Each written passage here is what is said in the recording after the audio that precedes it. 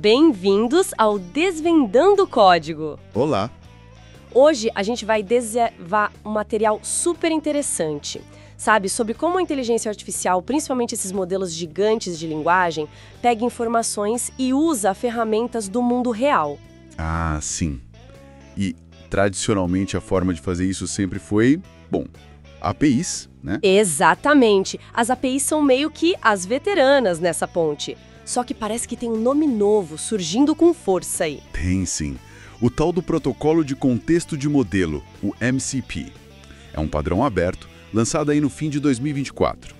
Isso, e ele promete padronizar essa interação de um jeito diferente.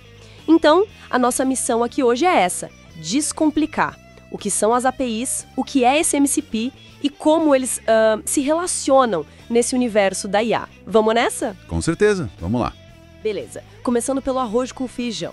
APIs, interfaces de programação de aplicativos. Dá pra pensar nelas como, sei lá, um cardápio num restaurante, né? Boa analogia. Você não precisa saber como o prato é feito lá na cozinha, só o que você pode pedir e o que vai chegar na mesa. A API define essas regras pro sistema pedir coisas para outro. E o ponto-chave aí é a abstração, né? Quem está usando a API não precisa esquentar a cabeça com os detalhes internos do serviço que está chamando. Foca no o que, não no como. Perfeito. E o estilo mais batido para isso na web é o RESTful, usando HTTP, com aqueles verbos famosos. GET para buscar dados, POST para mandar algo novo. PUT para atualizar, DELETE para apagar. Isso, tipo numa API de biblioteca. Um GET pega os dados do livro, um POST talvez registre o empréstimo. Bem direto ao ponto, na teoria, exato. E muitos LLMs comerciais que a gente usa são, na verdade, disponibilizados via APIs REST.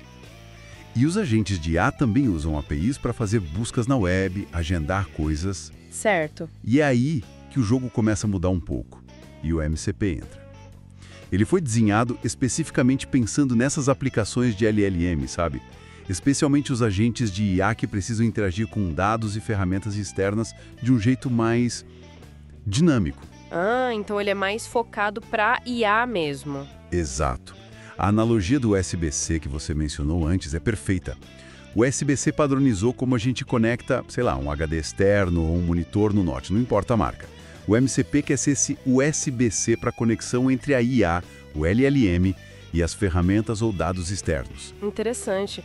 E como é que funciona essa conexão na prática? Tem uma arquitetura por trás, né? Tem sim. Basicamente, você tem o host MCP que gerencia os clientes MCP.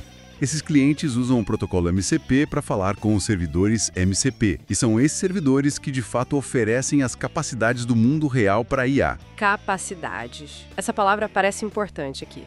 Que tipo de necessidade essas capacidades atendem para a IA? São duas principais, basicamente. Primeiro, fornecer contexto.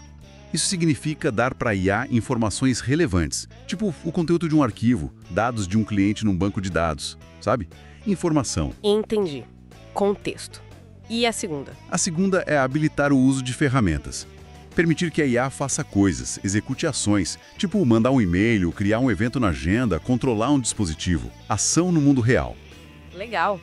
E como o servidor organiza isso? Você falou em primitivas. Isso. As primitivas são os tipos de capacidade que o servidor MCP pode oferecer. Tem as ferramentas, que são essas ações discretas. Buscar clima, criar lembrete.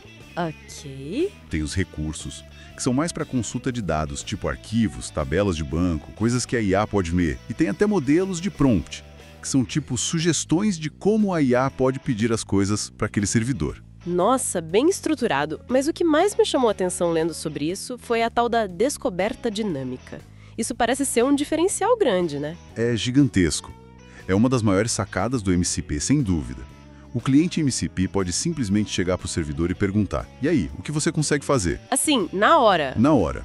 E o servidor responde com um catálogo detalhado das ferramentas, dos recursos que ele tem, tudo num formato que a máquina entende automaticamente. Uau! Isso é muito diferente do mundo das APIs REST tradicionais, onde se o servidor ganha uma função nova, geralmente alguém tem que ir lá e atualizar o código do cliente para ele saber usar. Exatamente.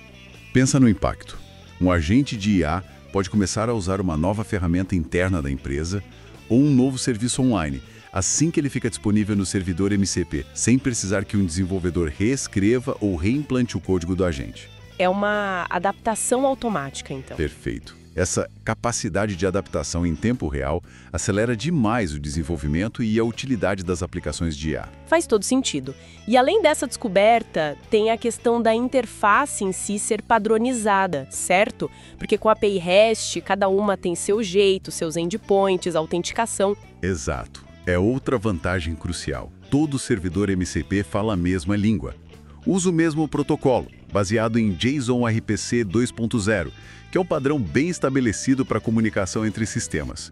Então, enquanto um agente de IA talvez precise de um adaptador, um tradutor para cada API REST diferente, Com o MCP, não precisa. com o MCP, a lógica é: aprenda uma vez, conecte-se a muitas. O mesmo código do agente pode interagir com o servidor MCP do Google Maps e com o servidor MCP do Spotify, por exemplo, da mesma forma padronizada. Ah, então peraí.